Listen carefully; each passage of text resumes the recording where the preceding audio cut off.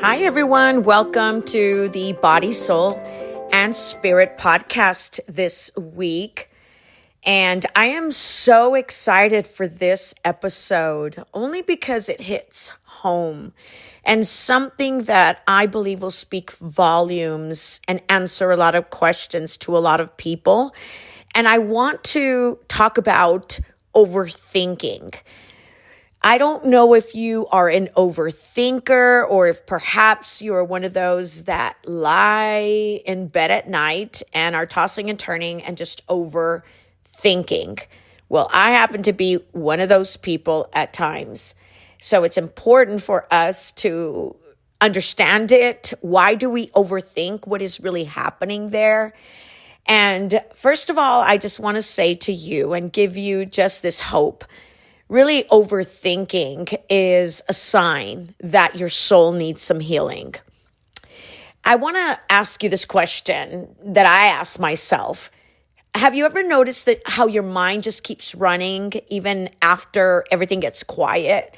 Or how your thoughts turn into 10 thoughts, 50 thoughts until your chest feels quite tight, and then you're just wired and you're thinking yourself you're just thinking and overthinking, even if you're sitting still, or you lie awake at night and you just replay these conversations that you wish you could undo.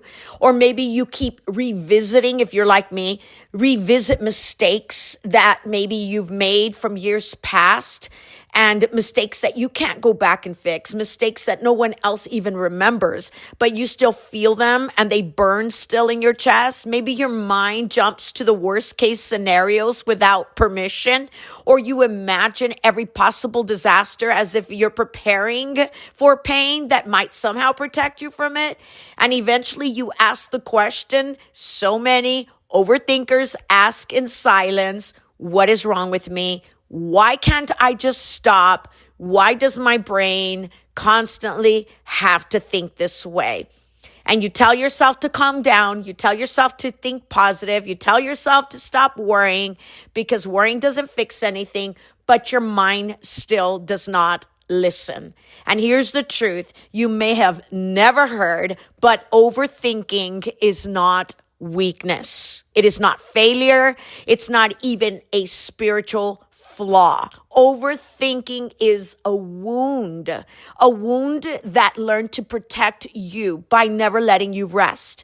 A wound that believes being prepared will save you from pain.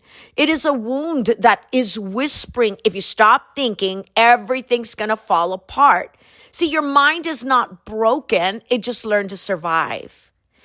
And overthinking almost always begins where something once hurt you so deeply. It could have been a betrayal. It could have been rejection, a loss, a season of chaos, a moment when no one showed up in your life the way they should have. A moment of abandonment. Well, somewhere along the way, the mind made a promise. Never again.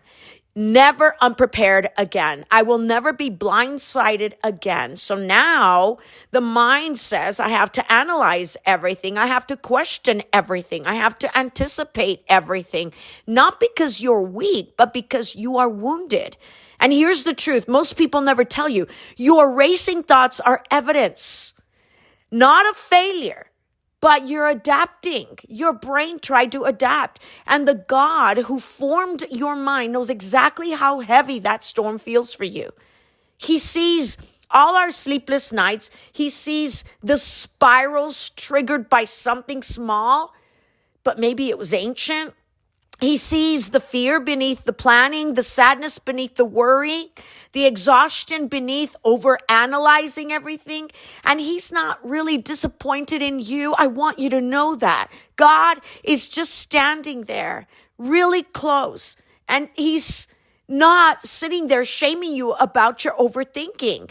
He's actually moving you toward the very place where your thoughts spin out of control, because that is where he intends to bring the healing.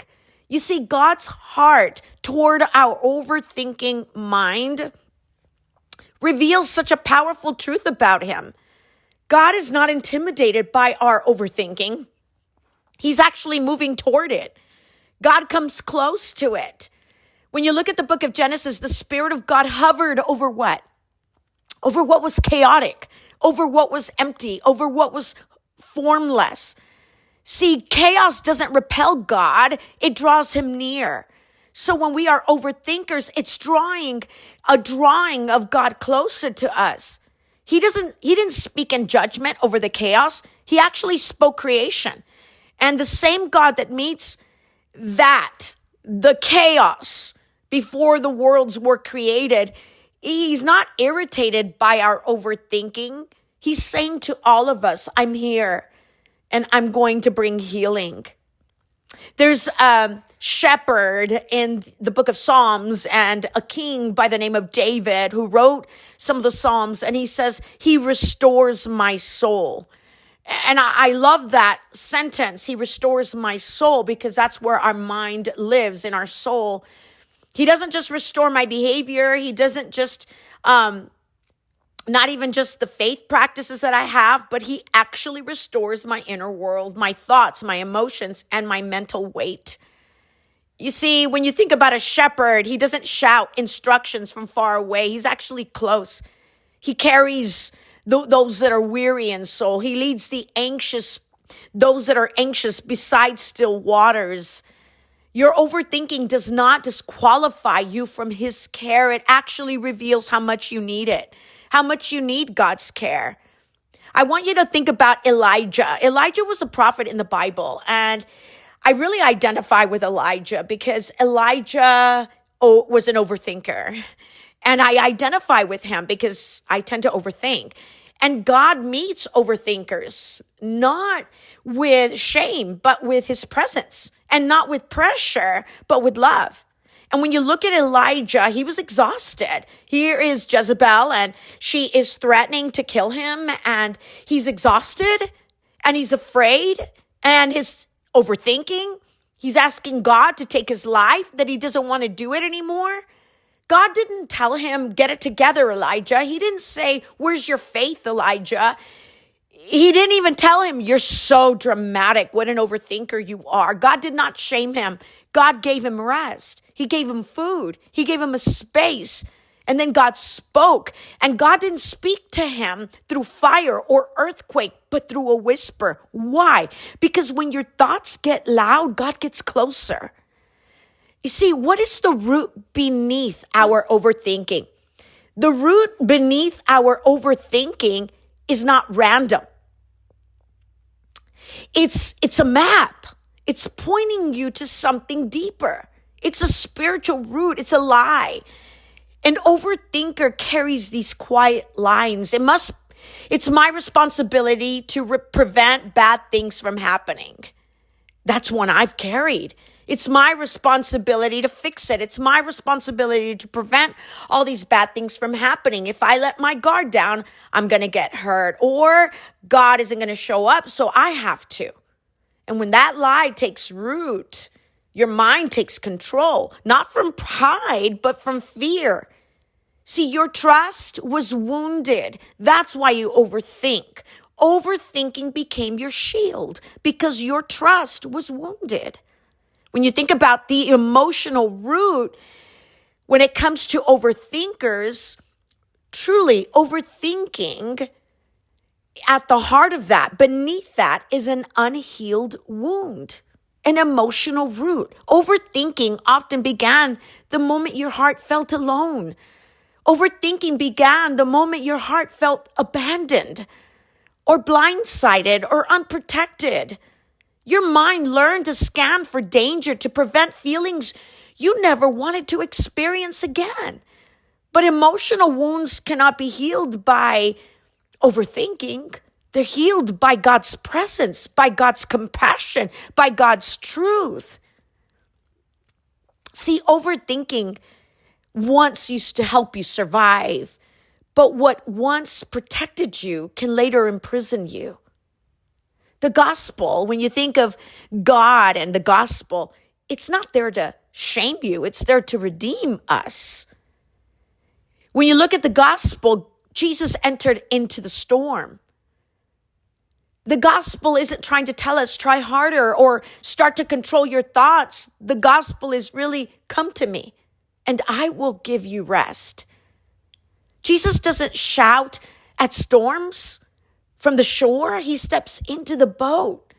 See, when the disciples panicked, I can imagine the overthinking in the disciples' life when there was a storm externally and they were in the boat and they were afraid. Can you imagine what they thought? They were overthinking. Jesus didn't shame their overthinking. When the disciples panicked and spiraled, Jesus didn't. He didn't demand, calm down. He didn't look at them and say, stop your overthinking. No, your overthinking, he spoke peace to their overthinking. Your overthinking is not calmed by a willpower or by you disciplining yourself.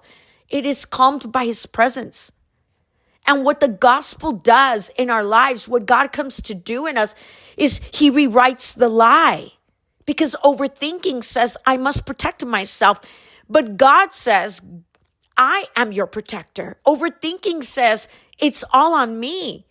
But God says, hey, cast your cares on me. Overthinking says, if I stop thinking, something bad's going to happen. But God says, even when you can't see, I'm working.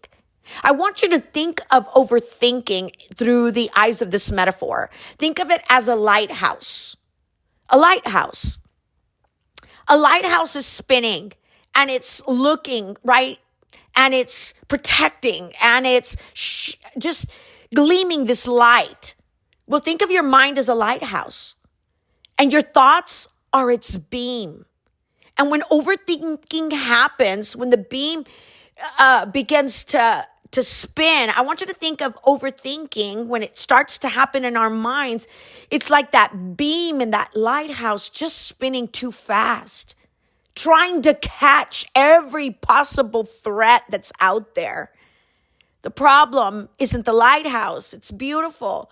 It's God designed. The problem is the speed. Healing doesn't come from smashing the lighthouse, but from slowing the beam. So how God comes in is he comes in to restore that lighthouse.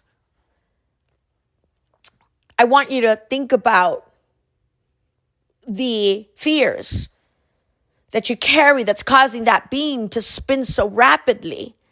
I want you to learn how to shift from being overthinkers to just a holy awareness. Why am I scared? You were never meant to regulate your inner world alone. You were meant to invite God, invite Jesus, invite him to that place that's still wounded. And then I want you to slow down. Pray, invite him, practice rhythms, not pressure. I want you to just have a holy pause and just say, what's behind this? I want you to have scripture repetition around that. I'm okay, I'm safe. You see, victory is not the absence of thoughts. It is the presence of peace. It's not perfection, but restoration. It's not silence, but safety. God does not just calm your overthinking. He actually heals the place from where it was born. I want you to look at your overthinking. What wound is still there? Speak truth into it. Perhaps your overthinking is coming from a betrayal or a pain that somebody did or a mistake that you've had. You don't have to control what only God can carry. You don't have to brace for this impact. If you're just can be still and quiet and hear the whisper of God, where you can tell him, Jesus, I'm really tired of carrying this alone. I want your peace. I want you to heal the places where my mind still hurts. And that whisper is enough. This week, slow down. Notice, where's that overthinking coming from? Why are you scanning the room? Slow the speed of that beam in the lighthouse. Allow God to step into that place and let him heal the wound that is still speaking. You don't have to control everything. You can invite him there and tell him, I'm just so tired of carrying this. I want your peace. Please heal those places in my mind that are still hurting. God is not far. God will step into that place. This week, I just want to challenge you to slow the speed of that lighthouse. Take deep breaths. Calm yourself down. Stop the overthinking. That is a wound that is speaking. And it's time to heal the wound before you step into a new year.